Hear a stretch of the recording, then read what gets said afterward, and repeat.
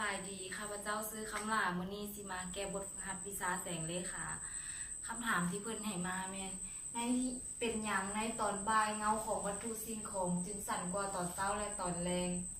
ที่เงาของวัตถุสิ่งของในตอนบ่ายสั่นกว่าตอนเช้าและตอนแลงนั้นก็ย้อนว่าแสงตะเวนในตอนบ่ายตั้งฉากกับวัตถุจึงเฮ็ดให้วัตถุนั้นสั่นเอามาเบิ่งตัวอย่างกันเนาะนี่คือตะเวนในตอนเช้านี่ตอนบ่ายและนี่ตอนแรงนี่แม่นวัตถุนี่แม่นหน้าดินแสงตะเวนในตอนเช้าจะกระทบใส่วัตถุเฮ็ดให้เกิดเป็นเงายาวส่วนตอนบ่ายแสงตะเวนจะตั้งฉากกับวัตถุเฮ็ดให้เกิดเป็นเงาสั่นอยู่อ้อมตัวของวัตถุนั้นส่วนตะเวนในตอนแรงจะคล้ายคือกับตอนเช้าเนาะคือแสงจะกระทบใส่วัตถุ